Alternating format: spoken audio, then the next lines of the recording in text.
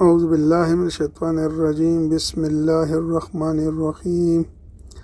کیا آپ جانتے ہیں کہ قرآن پاک میں عورتوں کے پردے کے بارے میں اللہ تعالیٰ نے کیا حکم دیا ہے؟ یہ آیات ہر مسلمان کے لیے جاننا بہت ضروری ہے۔ آئیے سنتے ہیں۔ سورۃ الحزاب 33 آیات نمبر 59۔ اے نبی، تم اپنی بیویوں، اپنی بیٹیوں اور مسلمان کی عورتوں سے کہہ دو کہ وہ اپنی چادریں اپنی منہ کے اوپر جھلک لیا کرے۔ 47۔ اس طریقے میں اس بات کی زیادہ توقع ہے کہ وہ پہچان لی جائے گی تو ان کو ستایا نہیں جائے گا۔ 48۔ اور اللہ تعالیٰ بہت بخشنے والا اور بڑا مہربان ہے۔ سورۃ نور 24 آیات نمبر 31۔ اور مومن عورتوں سے کہہ دو کہ وہ اپنی نگاہیں نیچے رکھے اور اپنی شرمگاہوں کی حفاظت کرے اور اپنی سجاوٹ کو کسی پر ظاہر نہ کرے سوائے اس کی جو خود ہی ظاہر ہو جائے۔ 18۔ اور اپنی اوڑھنیوں کی انجل اپنی گریبانوں پر ڈال لیا کرے اور اپنی سجاوٹ اور کسی پر ظاہر نہ کرے۔ نمبر 19۔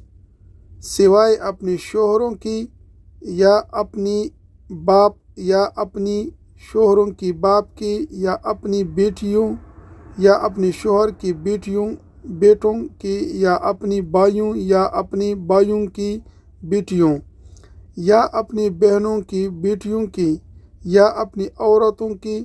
نمبر 20۔ یا ان کی جو اپنے ہاتھوں کی ملکیت میں ہے۔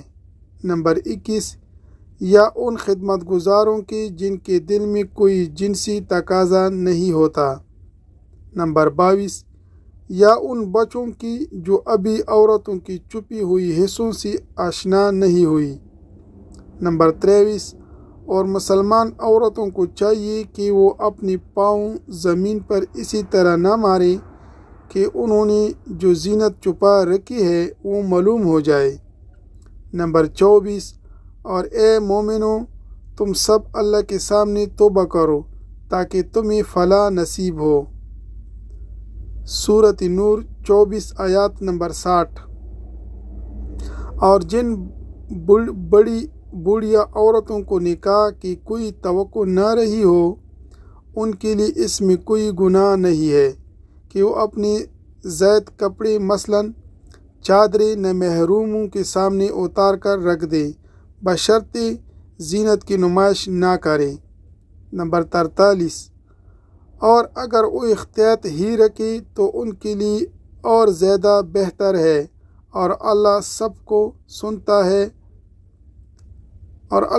کچھ سنتا ہر بات جانتا ہے۔ اگر آپ کو یہ قرآنی آیات پسند آئے تو ویڈیو کو لائک کرو، شیئر کرو، چینل کو سبسکرائب کرو۔ Thank you.